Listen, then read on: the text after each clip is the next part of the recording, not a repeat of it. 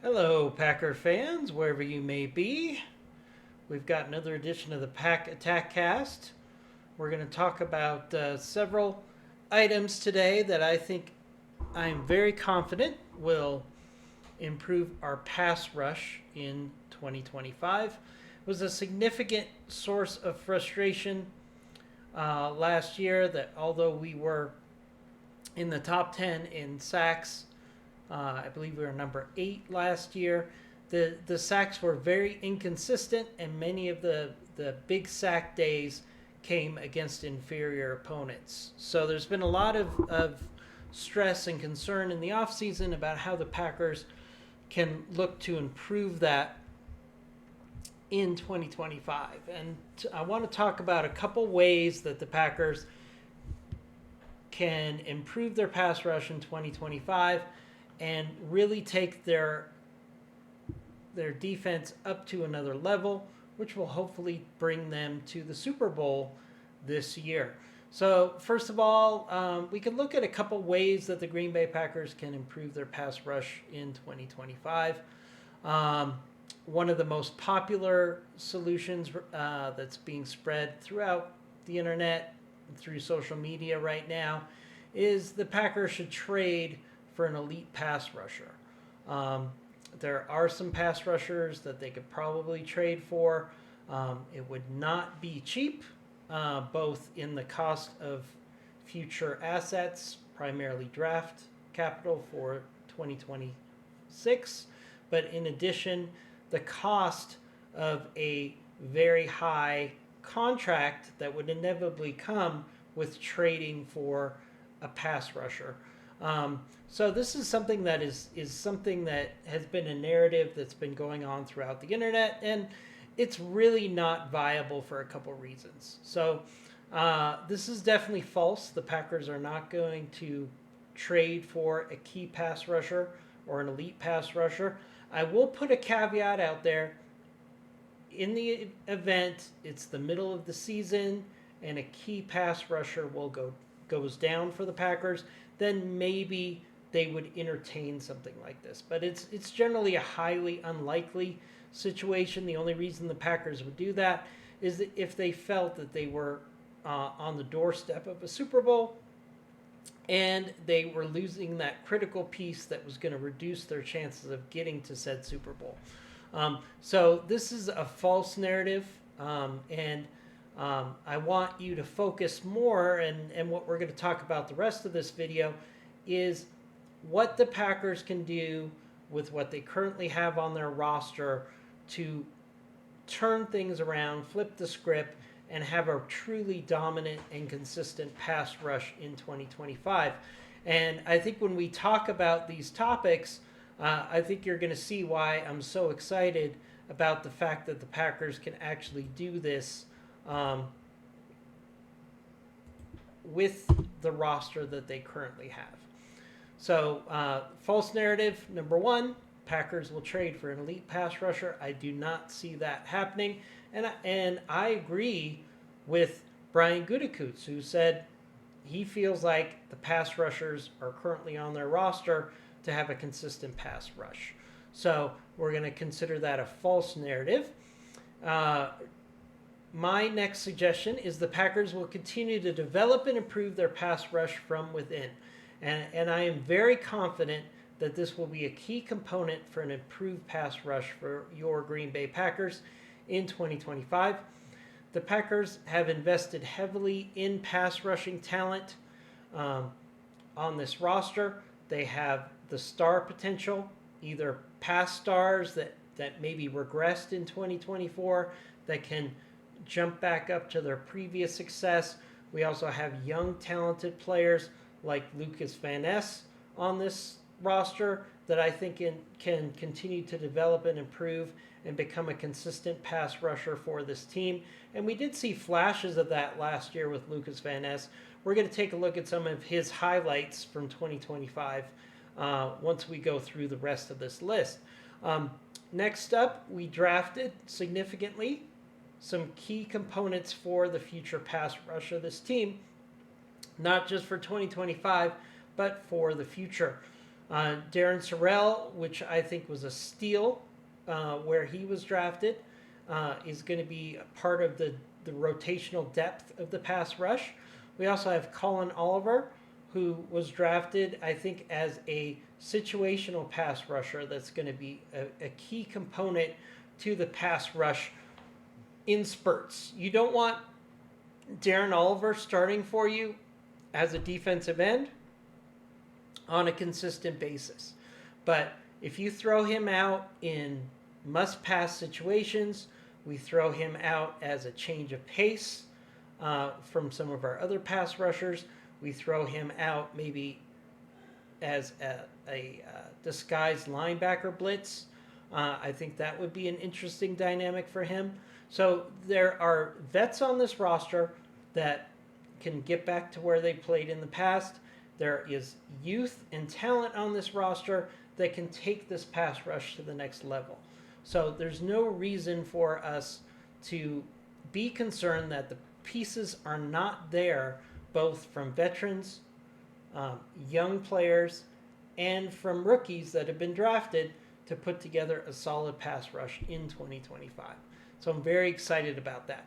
But one of my biggest reasons to be excited about what this team can do in their pass rush in 2025 is the potential that our secondary can be substantially better this year. Okay? Towards the end of last year, we did not have any contributions from Jaire Alexander. We also added Nate Hobbs with a significant contract in the offseason, which is an immediate upgrade. And we also have young players in the secondary that are going to continue to develop and grow. So what this means is what we want to do is have the secondary find ways to make the quarterback hold on to the ball just a little bit longer. A few tenths of a second in a play can turn a pressure into a sack. No problem. Or these players can actually turn holding onto the ball into an interception. So adding a healthy Jaire Alexander and Nate Hobbs to this secondary is going to be a significant upgrade. We are going to upgrade at cornerback number 2. I'm going to call Jaire Alexander cornerback number 2 right now because of his health concerns. That makes him an inconsistent player. So if we plug in Jaire Alexander as corner number 2 and we put Nate Hobbs in the slot where he excels, suddenly our corners become a strength of this defense in a heartbeat. In the event Jaire Alexander gets hurt, or perhaps he gets surprisingly released at this point, because I do expect him to be a part of this roster, then Nate Hobbs can play on the number 2 corner position, and he would be an upgrade over who we had at the number 2 corner last year. So these players are definitely in place to significantly cause the quarterback to hold on to the ball, to make bad decisions. The improvement of the secondary goes part and parcel with improving this pass rush, because if the quarterback will hold on to the ball for a few tenths of a second longer, if they will make some bad decisions, if they will scramble trying to get the ball to one of the receivers, all these things are going to open up opportunities for the pass rushers to cause havoc. In addition, the Packers have 2 excellent young athletic linebackers that can also help take away those short passing routes that the offense will try to use in the event of a strong pass rush. So if we have our young linebackers taking away the tight end on plays, the running back out of the backfield, the short passes to the slot receiver, all these things are going to cause the quarterback to hold on to the ball just a little bit longer or make a bad decision. And I'm telling you, this pass rush, with the combination of the roster that we have right now, plus the secondary improving, we're going to see a significant improvement in this defense in 2025. I'm very confident that we will see this pass rush catch up with the rest of the defense. So the next item I want to talk about is Jeff Hafley. So Jeff Hafley has been a significant upgrade at defensive coordinator in year number 2. And I only expect that to improve both with more time on the job, and also we're giving him more pieces to play with it. If he has a secondary that is stronger against the pass, he's got some defensive playmakers that he's drafted or he can continue to improve over training camp. I expect Jeff Hafley will find ways to scheme up some additional pass rush, find ways to get the quarterback to see ghosts out there and make bad decisions. So I am very confident after looking at what we have on the roster and all the improvements we can make over last year's defense, that this defense is going to continue to be a strength for this team and should only improve next year. So with that, let's take a quick look at some players that I think are going to be key components of this effort to improve our pass rush. So what we're going to do here is we're going to take a look at some of the players that are going to be impact players for 2025. These are players that I think are going to significantly improve next year. Let's start out looking at a few minutes of tape for Lucas Van Ness. Now, Lucas Van Ness was very inconsistent last year. So my predictions this year is Lucas Van Ness will win the starting defensive end job in training camp. There are so many factors that lead me to believe that his ability, upside, his draft position, and the fact that he has the pedigree of a number 1 draft pick, these are things that are going to cause him to win the number 2 defensive end job for the Green Bay Packers in 2025 training camp. And let's take a look at some of the ways he flashes that I really think could develop into being an elite, maybe not an elite player, but a solid, consistent defensive end that's going to give us pressure on one side of the ball. And if he can just improve 10 or 15%, I think it's going to significantly improve his pass rush. So let's take a look at some of his highlights for 2024. Let's take a look here. All right, this is against the Saints, against a very good tackle. Good pressure there. Even though that was a completed pass, he clearly had the left tackle beat right here. Nice speed bull rush right in the face of the quarterback. That's what you want to see. If the secondary could hold the quarterback from throwing the ball for 0.2 of a second, that would have been a sack right there. There we go again. More pass rush against Rattler. Again, this is a bad Saints team, but that is a very good left tackle that he is going up against and consistently beating. So there's a lot of potential for Lucas Van Ness here. More pressure there. So what do we see from all of these pass rush reps? What I see is a player that if he has 1/10 of a second more, that's going to be a sack. And if the Packers, through scheme and through improved secondary play, can get Lucas Van Ness another 1/10 of a second, some of these plays are going to end up being sacks and not pressures. As you can see here, he's consistently beating the tackle. Let's go on to another play here. All right, speed run up the middle. So close to getting a sack there. So close. All right, this is against Seattle. Another move inside. Very close to getting a sack right there. Again, if the secondary had caused Geno Smith to hold on to the ball just a little bit longer, that could easily have been a sack.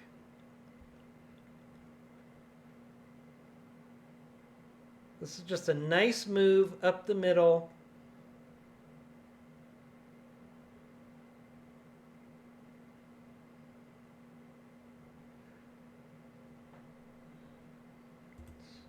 Advance this a little. All right.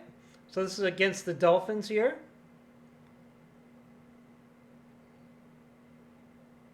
Nice sack there. Against the 49ers, who have a very good offensive line. Definitely above average. Great play there. Forced a fumble. Here we go against the Lions, who have a very good offensive line. Consistently finding ways to get pressure in the quarterback. Lots of potential upside here. Just another 1/10 of a second, 2/10 of a second, and you can see a lot of these pressures turn into sacks.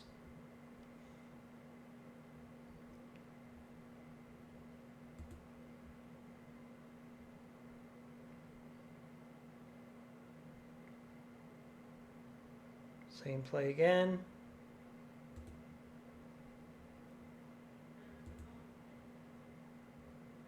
Okay, another play against the Dolphins here. He's right in the quarterback's face. He does a great job of taking these inside moves. Very impressive.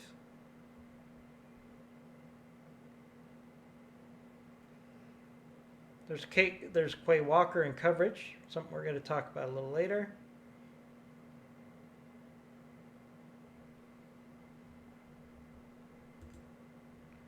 So there's some good examples there of what we could expect to see from Quay Walker. And I just love an opportunity to take a look at Cooper, our outstanding young linebacker, and how he can also help the pass rush. So let's take a look at some of the highlights from Cooper here.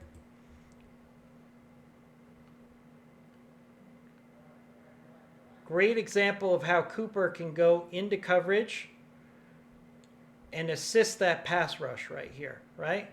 You think the next time that Geno Smith wasn't going back to throw the ball, he wasn't looking for Cooper and seeing where he was and holding on to the ball a little bit longer. There you go. Cooper with a sack there.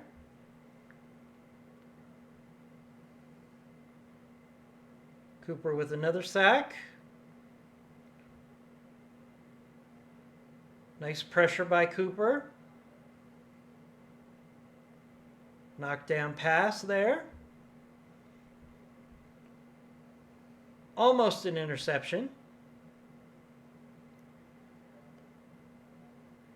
Tackle for a loss. This is against the Saints. Tackle for a loss.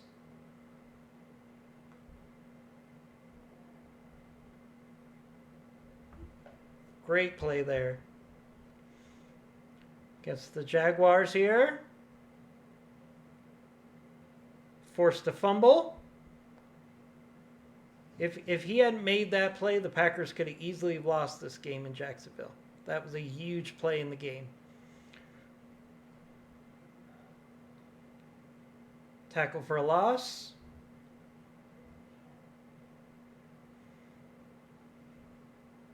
Cooper in coverage. Love that play. Love that play. He is running with a wide receiver, a very fast wide receiver, and he breaks up a pass. I mean, that. So there are so many weapons that Jeff Hafley has here. We're going to switch over. Let's take a look at Darren Sorrell here. Great value in the draft, and I think he's going to be an important part of this pass rush in the future. Nice bull rush move there. Great tackle for a loss. Another tackle for a loss.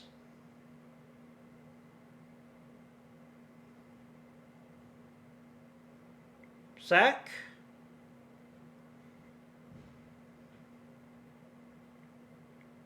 Nice goal line stand there. Tackle for a loss. Now, of course, these are highlights. Everybody's got a highlight reel like this, but this is just a good indication of a player that we've added to the pass rush this year that can have a significant impact as a depth player and rotational player. He was a significant steal in the draft, in my opinion.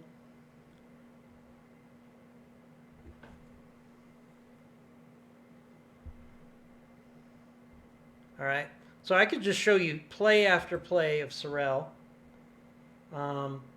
But obviously he's got a lot of potential. All right, let's look at Colin Oliver, who I think is going to be used significantly as a designated pass rusher.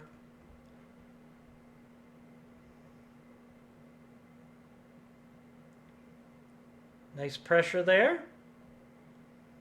Look at the way he just pushes the quarterback there. That could have easily been a sack with another 1/10 of a second.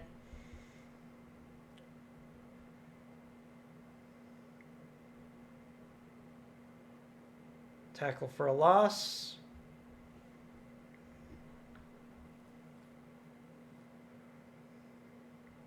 Just a great play there.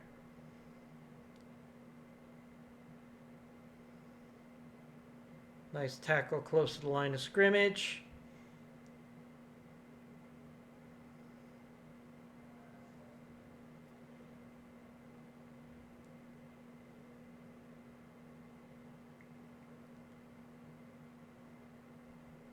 Nice tackle and coverage.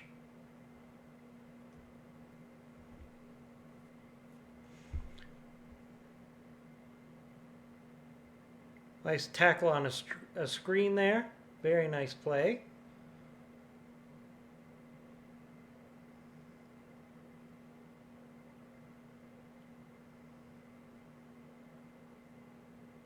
Sack. So these are all players that I think are going to significantly improve what we have available for 2025. But my biggest belief is the Packers defense. You've heard many people say it's a weak league system, and the more that the Packers can do by improving their pass rush, improving their secondary, finding ways in the scheme to take advantage of players like Cooper and Oliver and Sorrell, there is so much upside for this defense that I'm very confident in 2025 this pass rush is going to be significantly better than it was in 2024. Just adding players like Jair Alexander into the mix, as well as Nate Hobbs, and adding some playmakers that we've taken in the draft, and also hopefully Lucas Van Ness taking his play up to another level. I think we can easily see a dominant pass rush on Lambeau Field and on the road, more importantly, in 2025. So I hope you enjoyed the video. Please give us a like and subscribe. We're really trying to grow our channel. We've had some huge growth in just a month, and we're expecting to continue to grow throughout the offseason and to be a key component of your Packers coverage in 2025 and beyond. So as always, go Pack Go. Give us a like and subscribe, and we'll see you next time.